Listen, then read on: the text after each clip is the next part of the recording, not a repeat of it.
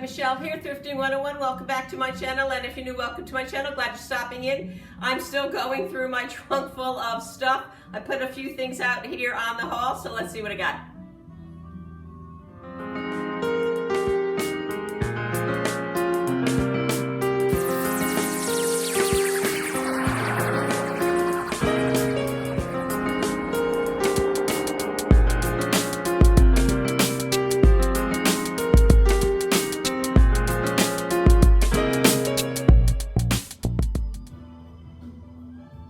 Picked up this beautiful candy dish or bowl, heart-shaped bowl, in Merritt Island. I don't even remember where. I paid $1.99 for it. It's the Redbirds collection. I thought it was Hofbauer because that's the only Redbirds I ever find. And actually, I noticed that it has a sticker right there that says Amorous, so I was a little confused. I did some research and found out that Hofbauer, who originally made the Birds collection, they made the ruby red, which is this. They made a yellow and a blue, and I think a purple and a clear. Anyway, it says Amorous because Nachman Company had bought out the license to make Redbird from the Hofbauer Company and licensed it under the name of Amorous, which what you see here. It's in really nice condition. I'm going to show you the back side. This is where they did all the etching. This is all etched out here in the back. And it's super heavy. I think I'm going to list it for $35 with free ship. It's an 8.5-inch lead crystal bowl.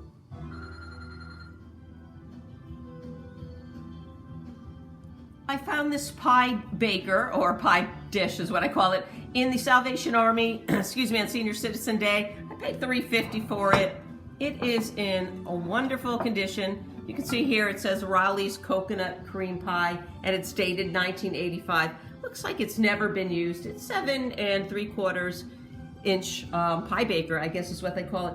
Anyway, it was made by a W.T. Raleigh Company, and they were famous for making pie fillings and dessert mixes. The company dates from 1889 to 1989. That's 100 years right there. And they were out of Freeport, Illinois. They sold door to door, kind of like Fuller Brush. They didn't sell in stores, and the company was started by William T. Raleigh.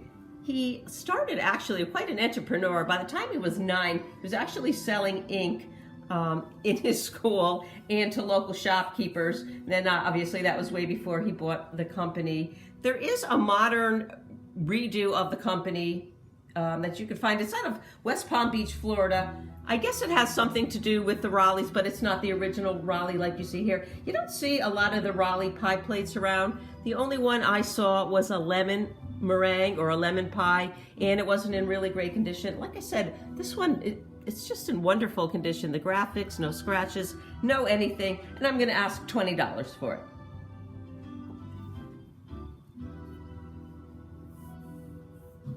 Well, if you were paying attention, you heard me say it was 7 3/4. Obviously, it's a lot bigger than that. It is 10 3/4. Sorry about that.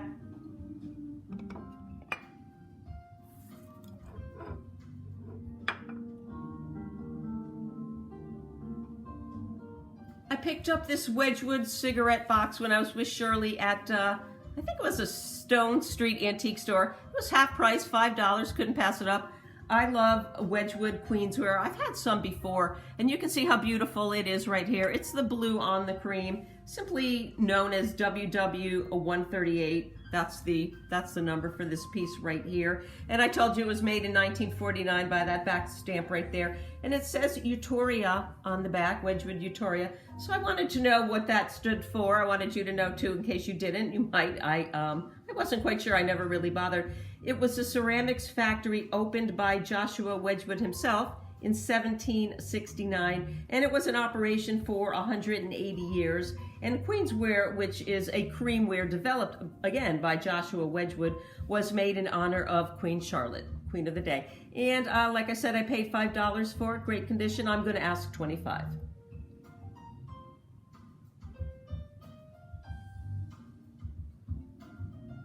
I want to talk a little bit about these embossed numbers here and letters. I don't know if you can see it. It's kind of hard to see, but it does say 4. That's the first letter, and 4 stands for the month, March. And then it's followed by a B, which is the maker's mark. and then followed by 49, which was the year. So this was made in March of 1949, and I don't know who the maker was, but B was his mark. I picked this up at the Goodwill. I only paid $2 for it. I might even have paid $1 for it. I might have actually picked it up at the Humane Society in Merritt Island. I have so many things, I'm starting to lose track. Anyway, it is Anchor Hocking Fire King milk glass in the bubble pattern. You can see right here, it doesn't say Anchor Hocking on it, but they did use this back for quite a while. And it is, I pick them up a lot. I pick them up whenever I see them in good condition because they always sell. This one is the best I've ever found. It looks like it's never been used. I can't find a mark on it at all. It is an 8 1/4 inch bowl, a salad bowl, I would say. They produced Bubble, also known as Bullseye, between 1940 and 1965. But I just found out doing some research that this the milk glass was only found in the 1959 to 1960 catalog. So I'm thinking that it was just produced for a very short time. The milk glass did come in lots of different colors, including pink, which is super hard to find, a sapphire blue, which I have a piece coming up in my next haul, forest green, ruby red, just plain crystal, the iridized, which I have a few pieces of, which is also really hard to find, fit rock, jadeite, and probably a few other colors that Fire King had put out at the time. I'm going to ask $20 free ship for this bowl. Anchor Hocking Fire King was the most collected pattern of the era back then. Picked this up at the Goodwill, I think in Merritt Island. I paid 50 cents for it. Didn't do a lot of research on it. I picked it up because I love the fact that it's hand painted. It's depression wear. It does have uranium in it, as most green depression wear does. I put it under the black light. It doesn't glow like some of my other pieces, so I know it's not true uranium. And I think I'm gonna hang on to it, or if anybody's interested, probably just ask maybe $5 for it. I just love the hand painting on it.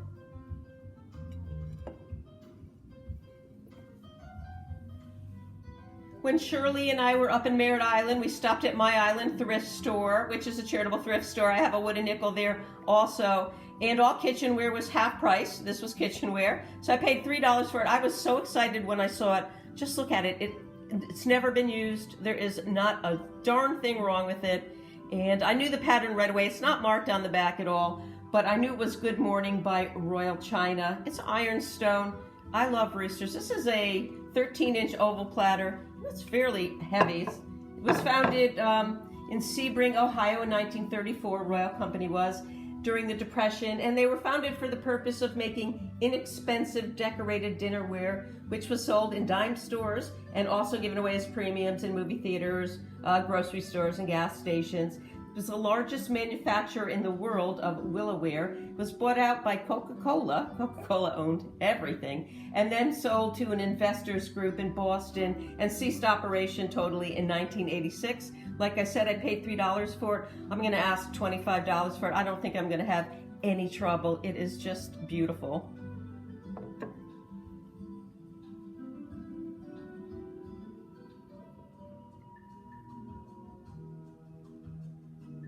I picked these up in Merritt Island with Shirley, half price. They came wrapped together. I paid $4 for it. I'm going to talk a little bit about the back stamps first.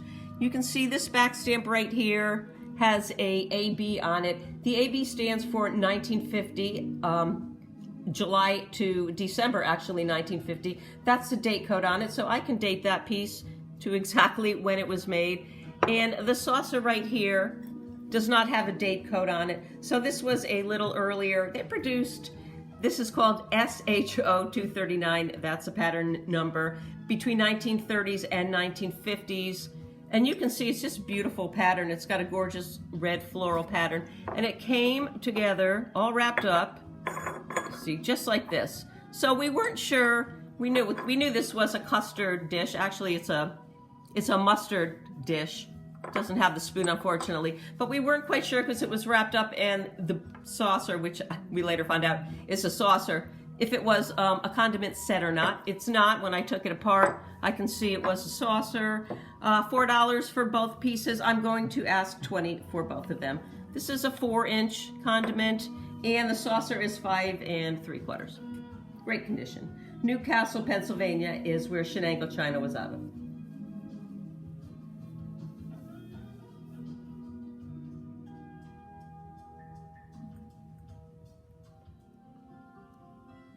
Picked these up at the Goodwill. I believe it was Merritt Island Goodwill. Paid $2 for them. They are just beautiful condition. They were made by the Starlight Company. This is the Starlight line made for anchor hocking.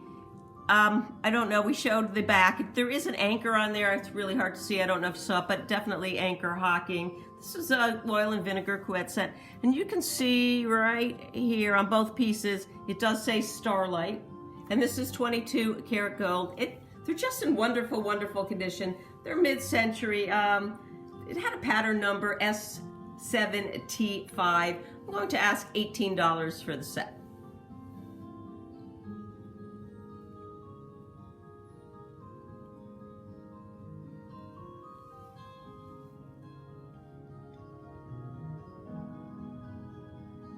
This Fenton piece is actually part of my collection. I'm trying to go through my collection and sell off some things. I have a duplicate of this, so this is going up for sale. You can see right here it has a foil label on it. That label dates it to 1970 to 1985. And their whole milk glass hobnail line was just simply called Fenton milk glass hobnail. And they had lots of different tops and patterns. I think I had some a creamer and sugar in my last video, which had a different top. This is a double crimp ruffle top. A lot of people refer to this is a 4.5-inch size, as a rose bowl vase. It's not a rose bowl vase. It's actually called a miniature double crimp vase. Dates between 1948 and 2002, but we know by the sticker it's 1970 to 1985 for this piece. Crimp simply means small ruffles, and I believe the word crimping is exclusive to Fenton, with the exception of some very few pieces of Dugan had some crimping on them, but they didn't refer to it as crimping. I think they called it pie ruffle. I'm gonna ask $25 for the vase.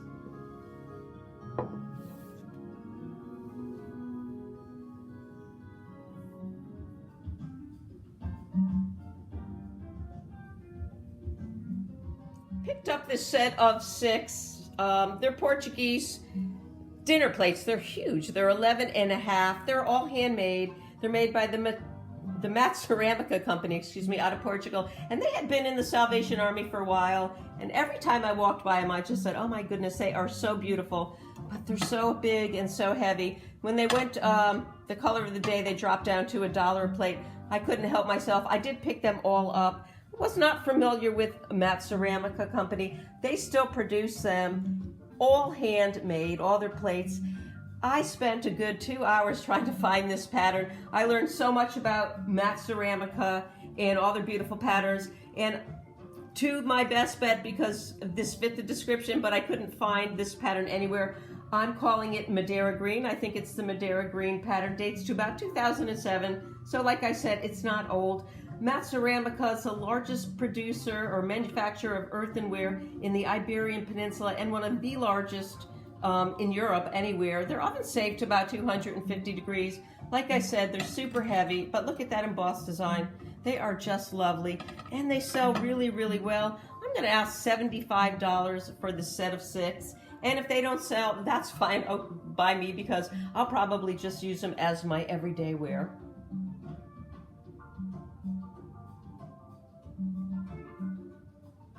Thanks for watching. Hope you enjoyed the haul. I know it's a little on the small side, but I'm trying to conserve my voice as it keeps coming and going. I have lots more goodies to come. My trunk out there is like the Mary Poppins of thrifted stuff. I just keep pulling it out, putting it on the table. Probably have 3 more hauls worth of stuff out there. Anyway, that's enough chit chat. Like last time, I will have everything listed by the time you see this video. Thanks again for watching. Don't forget to like, share, subscribe. Most importantly, leave me a comment, and we'll see you again real soon. Bye.